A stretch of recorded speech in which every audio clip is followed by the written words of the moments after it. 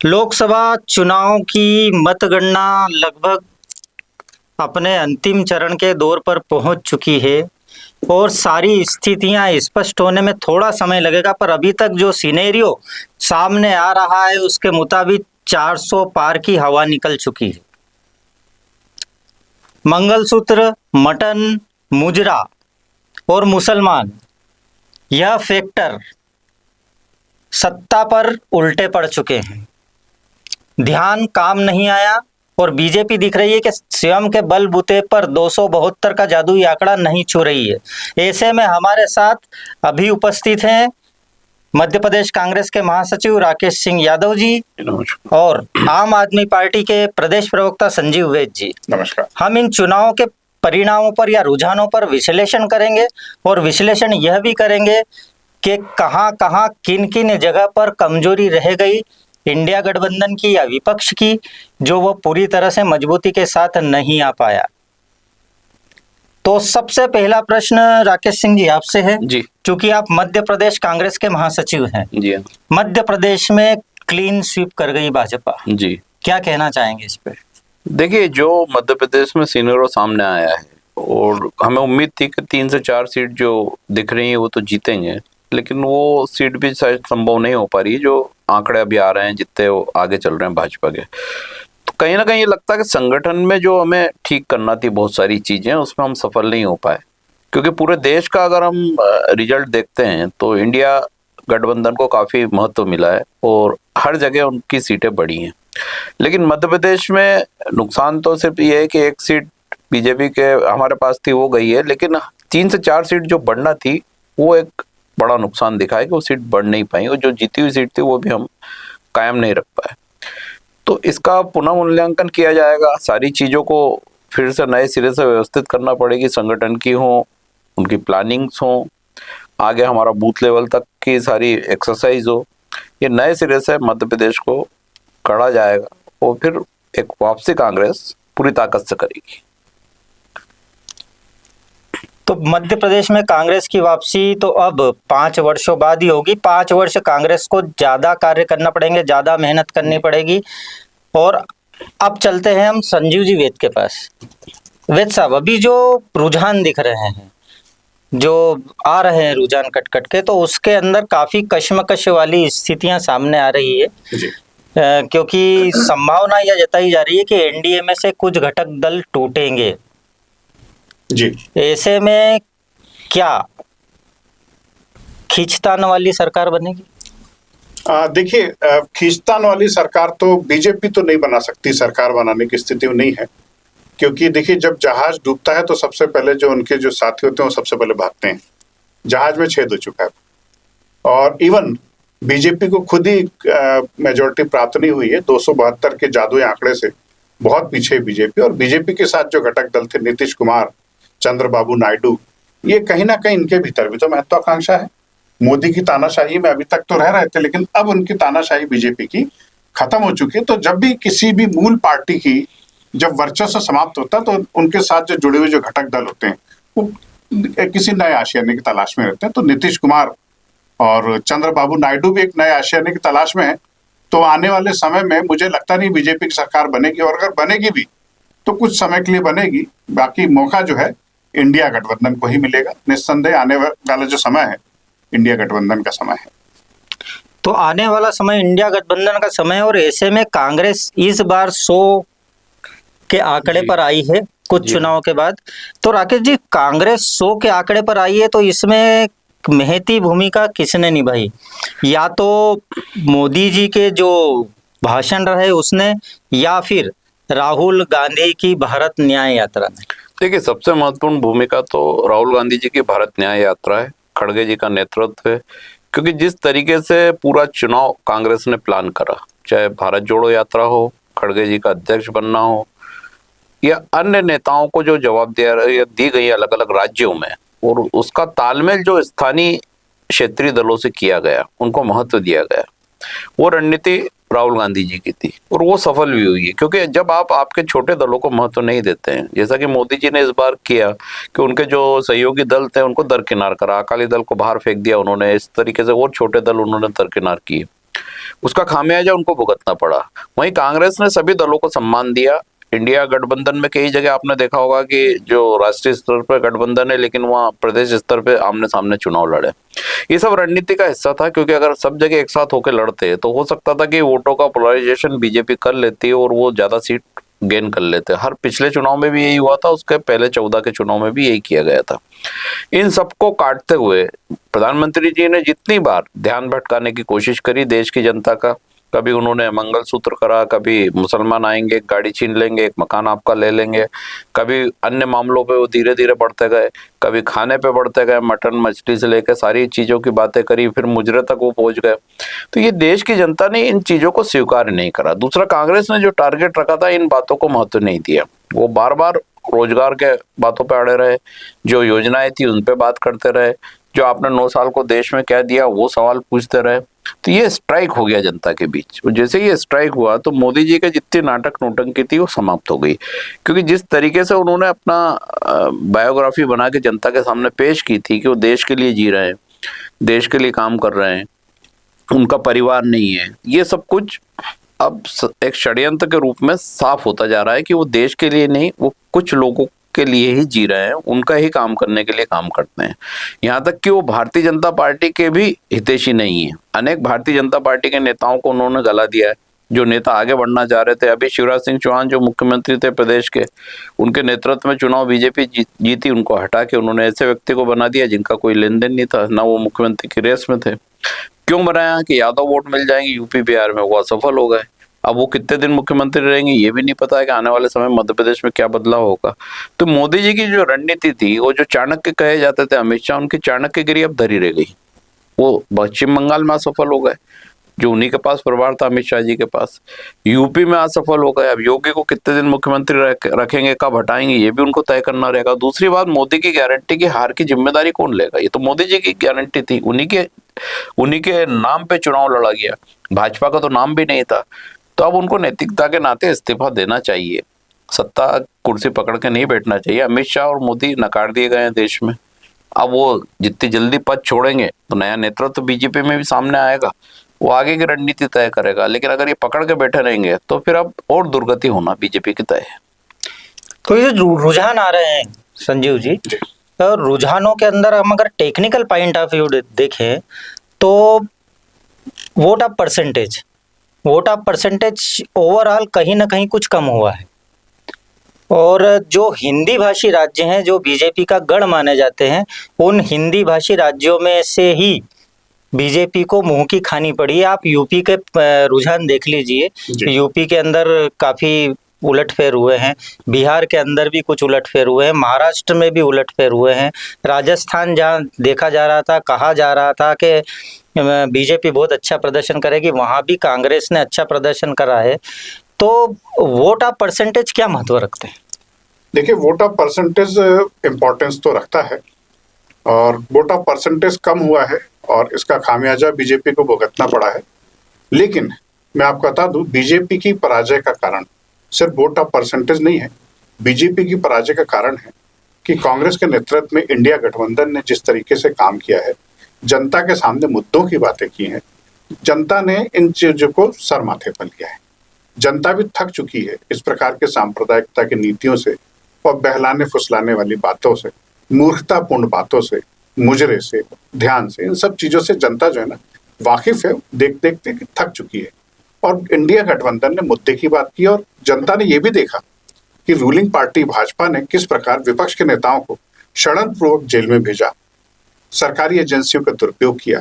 तो जनता ऐसा बेवकूफ थोड़ी है, जनता बोलती नहीं है लेकिन जनता करके दिखा देती है। और इस बार जनता ने, देखिए, कुछ लोग थे जो वोट करने गए, उन्होंने बीजेपी के अगेंस्ट वोट किया। कुछ लोग जो बीजेपी से नाराज थे, हो सकता है वोट करने नहीं गए। कुछ लोगों ने नोटा पर भी वोट किया। इंदौर में आप देख लीजिए, इंदौर में इतिहास रचने जा रहा है। शंकर लालवानी जीतेंगे जरूर, और हम उनको बधाई भी नहीं देंगे, क्योंकि ये जीत नहीं है, ये जनता की जीत है। जनता ने नोटा को वोट दे करके अपनी असहमति जता दी। अगर यहीं पर कोई कांग्रेस का एक बड़ा कैंडिडेट होता, इंडिया गठबंधन का कोई कैंडिडेट होता, तो निस्संदेह वो जीत हासिल कर लेता। तो जनता ने अपनी नाराजगी व्यक्त की है, वोट ना दे करके, नोटा को वोट दे करके, कम वोट दे करके। ये सब फैक्टर्स बीजेपी के अगेंस्ट में गए हैं। चुनाव के पहले जी एक बड़े बड़े नेताओं में होड़ लगी थी कि बीजेपी ज्वाइन कर ली जाए। जी हाँ। अब उन नेताओं का क्या होगा राकेश जी? अब वो नेता ना घर के रहे ना घाट के रहे, क्योंकि अब बीजेपी की हालत ऐसी होने वाली है आने वाले भविष्य में कि केंद्र में तो झगड़ा चलेगा कि कौन नेता बनेगा, कौन नेतृत्व करेगा, कौन अध्यक्ष बनेगा बीजेपी का। तो अब ये बाहर से आयातित नेता जो रिफ्यूजी कैंप जैसे आए थे बीजेपी में, अब इनके लिए तो कोई जगह का सवाल ही नहीं उठता और कांग्रेस इनको वापस कांग्रेस में वो स्थान नहीं देगी। तो इनकी दुर्गति होना तय है और ऐसे दल बदलूं का कोई स्थान भी नहीं होना चाहिए राजनीति में, क्योंकि इन्हीं की वजह से देश की राजनीति खराब हुई है, देश में नेताओं का सम्मान खराब हुआ है। ऐसे लोग जो सिर्फ व्यापार करने के लिए राजनीति में आते हैं और फिर दल बदल कर सत्ता पाने के लिए दूसरे दल में चले जाते हैं, इनको तो दरकिनार करना ही चाहिए। और शायद अब बीजेपी के नेताओं को भी समझ में आएगा कि जो मुसीबत उनने मोल ली है उसका क्या करेंगे, तो वो भी हाथ झटक के बाहर खड़े होंगे इस मामले से। मोदी जी ने जितने बयान इसमें दिए अभी के चुनाव में, और आखिरी बयान में वो लोकतंत्र भी नहीं बोला है और लोकतंत्र बोल गए थे, तो क्या उन्हें लग गया था कि अब बस अब की बार 400 पार नहीं, 400 के अंदर? जी, बोलते ना दिया बुझने के पहले फड़फड़ाता बहुत है। ये फड़फड़ाहट थी जो उनके शब्दों के माध्यम से निकल गई और उनको इस बात का एहसास हो गया था। बस वही फड़फड़ाहट थी और उसने उनको एहसास करा दिया कि अब वक्त पूरा हो चुका है, पब्लिक है, ये सब जानती है। तो राकेश जी, क्या इस बार अटल जी का जो आखिरी कार्यकाल था जी वैसी ही सरकार बनने वाली है? देखिए, पहली बात तो जो बीजेपी के घटक दल हैं वो किसी भी रूप में मोदी जी की तानाशाही स्वीकार नहीं करेंगे। तो इसमें भी अब शंका है कि आने वाले 1-2 दिन में ये स्थिति स्पष्ट होगी कि जो उनके साथ ज्वाइंट थे एनडीए में वो कितने दिन उनके साथ रह पाएंगे, चाहे नीतीश कुमार हो, टीडीपी हो, अन्य छोटे दल हो सकता है कि वो भी परिवर्तन कर लें। जैसे ये परिवर्तन होगा तो आप देखेंगे कि देश में एक नई सरकार इंडिया गठबंधन की सामने आएगी, उनके नेतृत्व में एक नया प्रधानमंत्री आएगा जो देश को आगे बढ़ाएगा और इसका असर उन विधानसभा चुनाव में भी जाएगा। जैसे आप अरुणाचल ले लें या अभी जो चुनाव के नतीजे आए हैं वहाँ भी क्षेत्रीय दलों का कब्जा है, जिसमें बीजेपी कांग्रेस बहुत कम सीटों पे है। वहाँ भी ये बदलाव इंडिया गठबंधन के फेवर में हो सकता है, क्योंकि अच्छे दिन तो अब जनता के आए हैं और बुरे दिन भाजपा के शुरू हो रहे हैं। आपसे एक और प्रश्न था मेरा कि एनडीए सरकार ने जी पहले ही अपनी जीत की घोषणा कर दी थी और उसके बाद एग्जिट पोल ने भी काफी अच्छे तरीके से मोदी जी को पुनः से प्रधानमंत्री बनाया था। काफी सीटों से 300 के ऊपर सीटें, 350 के ऊपर सीटें, सब एग्जिट पोल अपने हिसाब से चल रहे थे। तो ये सब जब औंधे मुंह गिरे, जी हाँ, तो इन एग्जिट पोल की विश्वसनीयता कितनी? देखिए अभी क्या हो गया है कि जितने भी बड़े चैनल्स हैं उनके जो मालिक हैं वो व्यापारी हैं, वो मोदी जी के साथ जुड़े हुए हैं। कहीं ना कहीं मैक्सिमम चैनल अंबानी के हैं, कहीं अडानी का हस्तक्षेप है। तो ये न्यूज़ चैनल नहीं बचे हैं, ये सिर्फ पपेट हैं सरकारी, जो जैसा वो बोलते हैं वैसा ही वो सुनाते हैं। लेकिन इस बार उनकी भी पोल खुल गई है। जिस तरीके के एग्जिट पोल उन्होंने दिखाए, जितने दावे करे, जितने एंकर्स उनके बड़े बड़े दावे करते हैं, उनकी सबकी फजीयत हो चुकी है। उनके चेहरे देखने लायक हैं। अभी आप देखेंगे टीवी पे बैठे हैं तो उनको मोदी जी से ज़्यादा अफसोस हो रहा है। तो ये मीडिया नहीं है, ये गोदी मीडिया जो शब्द दिया है इसी के लिए दिया है, लेकिन उससे बेहतर तो वो सट्टा बाजार है जो लीगल नहीं है। फौलादी सट्टा बाजार ने जो बात बोली वो लगभग 100% उसके आसपास सही साबित हो रही है। यानी जमीनी चैनल तो ज़्यादा अच्छा वो सट्टे वाला चैनल साबित हुआ बजाय बड़े बड़े चैनल के, जो इन्होंने झूठ परोसा, उसका पर्दाफाश तो वो फौलादी सट्टा पहले ही कर चुका था। तो देश में जो लोग हैं उनकी एक भावनाओं को समझने वाला मीडिया होना चाहिए, लेकिन वो सिर्फ सरकारी मीडिया बन के रह गया है जो सिर्फ एक छवि को प्रस्तुत करता है। और शायद देश की जनता अब इसको नकार रही है। ईडी, सीबीआई, जी इनसे आम आदमी पार्टी को अच्छा खासा नुकसान हुआ है। आपकी पार्टी के वरिष्ठ नेता अंदर भी हैं, जी बाहर भी आए थे, पुनः अंदर ले लिए गए। तो क्या देश को इन सब चीजों से मुक्ति मिलेगी? बिल्कुल साहब, इंडिया गठबंधन जैसे आएगा तो हमें मुक्ति मिलेगी, क्योंकि जो प्रेजेंट गवर्नमेंट है इसने ईडी सीबीआई इन सबको जो है अपना घर का नौकर बना के रखा था, बिना दांत के बिना नाखून के शेर बना के रखा था, जिनका काम था विपक्ष के नेताओं को डराना धमकाना। अगर वो डरा धमका करके बीजेपी में आ जाते हैं तो पाक साफ हो जाते हैं, और नहीं आते हैं तो फिर जेल भेज दिए जाते हैं। तो वैसे भी आपने सुना होगा कि भारतीय जनता पार्टी तो एक वॉशिंग मशीन बन चुकी थी कि कितने भी दाग लगे हों वो वहां पर जाकर के सब धुल जाएंगे। अगर आप वहां नहीं आते हैं तो आपको जेल भेज दिया जाएगा। तो जिस प्रकार से सरकारी एजेंसियों का दुरुपयोग किया गया और हमारे बहुत सारे नेता, आम आदमी पार्टी के ही नहीं, विपक्ष के बहुत सारे नेताओं को जिस प्रकार से प्रताड़ित किया गया मानसिक रूप से, शारीरिक रूप से, वो सब पोल पट्टी खुलने के अब दिन आ गए हैं। केजरीवाल जी ने अपनी स्पीच में कहा था कि ध्यान रखो, इतना गुरूर मत करना, जिस दिन हम उधर आ गए और तुम इधर आ गए तब हम बताएंगे क्या चीज होती है। तो ये वक्त आ गया है कि भाई उनके गुरूर का एहसास पूरा हिसाब लिया जाएगा, ये तय बात है। पिछले चुनाव में मोदी जी ने कहा था मैं चौकीदार हूं और कांग्रेस ने उसके विरोध में चौकीदार चोर है चलाया था जी। सारे मुद्दों को दरकिनार रख दिया था, पक्ष ने भी और विपक्ष ने भी। इस बार भी मोदी जी ने अलग अलग करके बहुत सारी चीजें छोड़ी, पर कांग्रेस ने उनको नहीं पकड़ा या विपक्षी दलों ने नहीं पकड़ा। यह भी क्या एक पॉजिटिव कारण रहा विपक्ष के लिए? देखिए, मोदी जी का जो चुनाव लड़ने का पैटर्न था वो सिर्फ हिंदू मुस्लिम पे आधारित था। उनको ये पता था कि ये पत्ते फेंकने से कांग्रेस इसका विरोध करेगी और वो ज्यादा उछलेगा। इस बार उन्होंने कोशिश की लेकिन वो सफल नहीं हो पाया, क्योंकि कांग्रेस की रणनीति में पहले से प्लान था कि ये कोई भी कोशिश ऐसी करेंगे उसको तवज्जो किसी भी लेवल पे नहीं दी जाएगी, चाहे छोटा नेता हो या बड़ा नेता हो। हमने कहीं भी उन बातों का विरोध या डिनाई नहीं करा। उनने बोली, लोगों ने सुनी, लोग भी समझ गए कि सच बोल रहे हैं या झूठ बोल रहे हैं। बीच में वो मनमोहन सिंह का एक छोटा बयान निकाल के लाया 20 साल पुराना, वो जनता की समझ में आया कि ये गलत तरीके से उसको कर रहे हैं। मुझे तो ये लगता है कि जो उन्होंने संगोल वहाँ स्थापित करा लोकसभा में, जो राजदंड है, उसका दंड उनको मिल गया है, क्योंकि जो विधाता से खेलता है तो उसका बचना बहुत मुश्किल होता है। इसका खामियाजा पूरी भाजपा को भुगतना पड़ रहा है। एक व्यक्ति की गलती पूरी भाजपा पे भारी पड़ गई है और शायद देश ने इसलिए उनको नकार दिया है। जो राम को लाएंगे सरकार वही बनाएंगे। अयोध्या में तो बीजेपी आ रही है, क्या कहना आपका? जी बिल्कुल, राम तो सबके हृदय में बसे हुए हैं। आप कहाँ से राम को लाएंगे? भारतीय जनता पार्टी बोलती तो राम को लाएंगे, कहाँ से लाएंगे? क्या वो राम को क्रिएट करेंगे? राम तो कण-कण में विराजमान है, हमारे हृदय में विराजमान है, कैसे राम को लेकर के आएंगे? तो उन्होंने राम नाम का दुरुपयोग किया है, राजनीतिक सत्ता में आने के लिए राम नाम का दुरुपयोग किया है। वाल्मीकि जी ने राम नाम जप करके मोक्ष प्राप्त किया था। आपने हम राम नाम जप करके हम जीवन का कल्याण करते हैं, वो राजनीति में इस्तेमाल करेंगे। अगर आप ईश्वर के नाम का राजनीति में दुरुपयोग करेंगे तो ईश्वरीय सत्ता आपको छोड़ेगी नहीं साहब, दंडित करेगी, और वो दंड इनको आज मिल गया। क्या सोचते हैं अंतिम परिणाम इंडिया कितने सीटों पर? देखिए, वो लगभग जो सीटें दिख रही हैं वो फाइनल है 253 से 255-57 तक जा रहा है हमारा इंडिया गठबंधन। कुछ सीटें हो सकता है कि इनकी ज्यादा रहेंगी, लेकिन इनके जो घटक दल हैं वो इनका साथ नहीं देंगे, तो उसके बाद स्थिति पलट जाती है। कल तक बहुत सारी स्थिति 1-2 दिन में स्पष्ट होगी। सबकी मीटिंग चल रही है, गठबंधन की मीटिंग होना है, अन्य दलों से बात होना है, पर कहीं भी ये तो सिद्ध हो गया है कि मोदी जी ने जो गारंटी दी थी, अपने दम पे चुनाव लड़ा था, बीजेपी को भी पीछे कर दिया था, अन्य नेताओं को हटा दिया था, एक ही चेहरा नजर आता था। तो अब जो जीत है वो भी मोदी जी की है और जो करारी हार हुई है वो भी मोदी जी की है। बीजेपी के नेताओं को मानना पड़ेगा कि ये अस्वीकार करे हुए नेता हैं, अस्वीकार करे हुए चाणक्य हैं और अस्वीकार करे हुए वो ऐसे नेता हैं जो लोगों को शहजादा बोलते थे, वो खुद बादशाह बन गए थे, अब वो तख्त से उतार दिए जाएंगे। आपके हिसाब से इंडिया गठबंधन की अंतिम सीटें कितनी रहेंगी? 255 से 260 के बीच में अनुमान है हमारा ऐसा। ये और फिर बाकी लोकतंत्र है, सब कम ज्यादा भी हो सकती है, लेकिन इसके आसपास रहेगा हमारा मामला।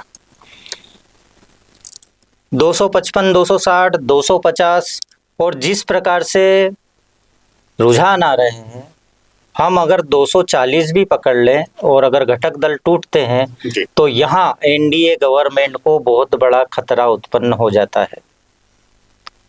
वह स्वयंभू अवतार जो खुद को बायोलॉजिकल नहीं मानते और परमपिता के द्वारा भेजे हुए मानते हैं, उनका 400 पार का दावा तो खोखला साबित हो ही गया। अब सरकार के भी वांदे पड़ रहे हैं, तो हम अब देखेंगे कहाँ तक यह गणित जाता है और किसकी सरकार बनती है। बने रहिए हमारे साथ। नमस्कार, आप हमारे स्टूडियो में आए, बहुत बहुत धन्यवाद।